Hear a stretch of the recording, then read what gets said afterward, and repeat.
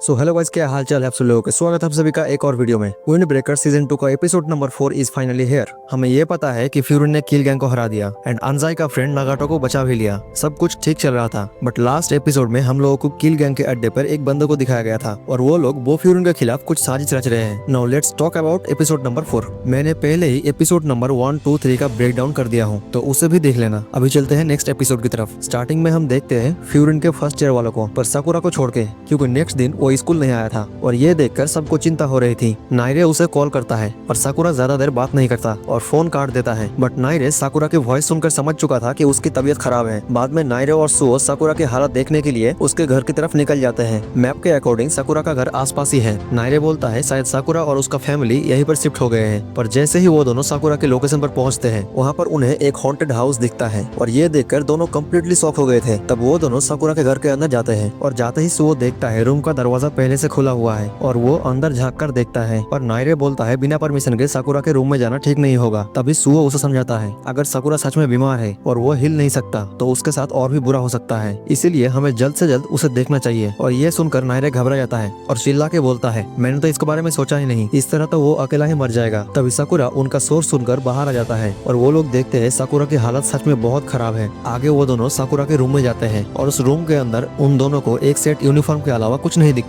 तभी नायरे उसे खाना ऑफर करता है पर साकुरा खाने से मना कर देता है। तब नायरे उसे बोलता है क्लास के सारे लोग तुम्हारे बारे में चिंता कर रहे थे, इसीलिए सबने मिलकर तुम्हारे लिए खाना भेजा है। आगे नायरे साकुरा को सब पर भरोसा करने के लिए बोलता है, पर साकुरा जवाब में बोलता है मैंने आज तक सभी कामों को अकेला ही किया, इसीलिए तुम लोगों को चिंता करने की कोई जरूरत नहीं है। मैं थोड़ा सा रेस्ट करूंगा तो पूरी तरह ठीक हो जाऊंगा। ये सुनने के बाद सुओ नायरे को लेकर वहाँ से चले जाता है। बाद में नायरे पूछता है हम लोग वहाँ से आए क्यों, हमें इस समय साकुरा के पास रहना चाहिए। पर सुओ उसे समझाता है कि साकुरा की रूम देखकर साफ पता चल रहा था वो काफी समय से अकेला रह रहा है और वो सोचता है ये दोस्ती वगैरह उसके लिए नहीं है, इसीलिए वो बहुत कंफ्यूज है और उसे यह भी नहीं पता अपने दोस्त लोगों पर भरोसा कैसे करें। इसी कारण साकुरा को कुछ टाइम के लिए अकेला छोड़ देना ही बेहतर होगा ताकि इस हालात में उस पर ज्यादा प्रेशर न पड़े। पर नायरे को तब भी काफी चिंता हो रहा था और बोलता है हम कल साकुरा को एक और बार देखने जाएंगे। नायरे यह भी बोलता है चाहे कोई भी प्रॉब्लम हो वो हमेशा साकुरा के साथ खड़ा रहेगा। तभी वहाँ पर कोटोहा आ जाती है और ये सीन यहीं पर कट ऑफ होता है। फिर हमें साकुरा को दिखाया जाता है। साकुरा देखता है उसके दोस्त लोगों ने उसके लिए खाना भेजा है और उसके सेहत के लिए प्रार्थना भी किया है। ये सब देखकर साकुरा को कुछ समझ में नहीं आ रहा था, क्योंकि शुरू से लेकर अब तक वो अकेला ही रहा है, इसीलिए वो आज तक किसी पर भी डिपेंडेंट नहीं था और ना ही उसने कभी किसी का परवाह किया था। बट उमेमिया के हिसाब से उसे अपने दोस्त लोगों का फिक्र है, जिस वजह से वो लड़ाई के टाइम फ्रीज हो गया था। पर साकुरा इन सब बातों को मानने को तैयार ही नहीं था। सडनली वहाँ पर कोटोहा आ जाती है और उसे देखने के बाद साकुरा काफी डर जाता है। आगे हम देखते हैं कोटोहा साकुरा के लिए खाना लेकर आई थी और साकुरा वो खाना खाता भी है। साकुरा की कैमरा देखकर कोटोहा काफी हैरान हो गई थी। कोटोहा उसे बोलती है नायरे तुम्हारे बारे में कुछ ज्यादा ही चिंता कर रहा था। वो साकुरा से पूछती है क्या लड़ाई में फ्रीज होने की वजह से तुम बीमार पड़ गए हो, पर इस बात पर साकुरा मना कर देता है। कोटोहा समझ चुकी थी साकुरा इस वजह से बीमार हो गया क्योंकि वो पूरे टाइम अपने दोस्त लोगों के बारे में टेंशन कर रहा था और ये सोच रहा था वो अपने दोस्त लोगों को पसंद करने लगा है। तब कोटोहा उसे बोलती है तुम्हें कभी कभी दूसरों पर भरोसा कर लेना चाहिए, पर साकुरा इस बात को मानने को तैयार ही नहीं। तब कोटोहा साकुरा का खाना छीन लेती है और बोलती है अगर मैं और तुम्हारे दोस्त लोग तुम्हारे लिए खाना नहीं लाते तो तुम थोड़ा सा भी रेस्ट नहीं कर पाते। कोटोहा आगे बोलती है तुम ये सब काम अकेला भी कर सकते हो,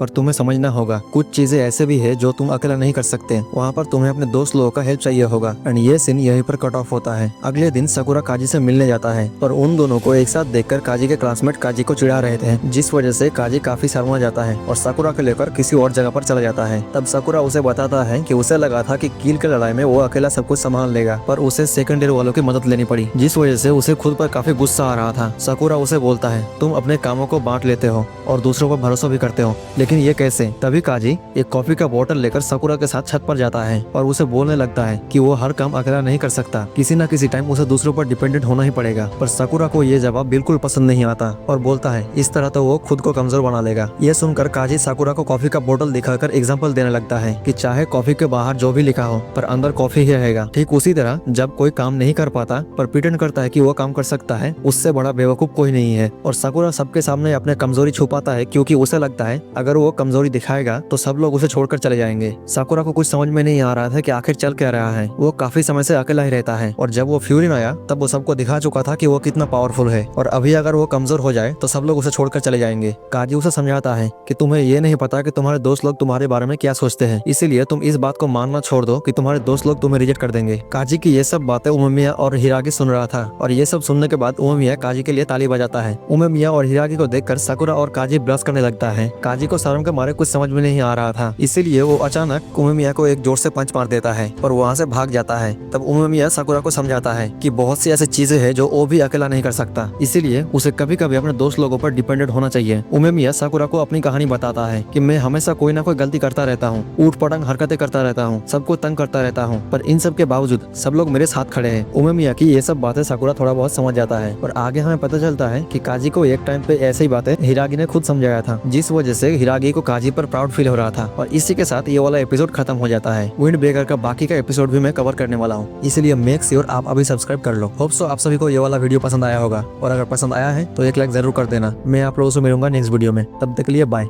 टेक केयर।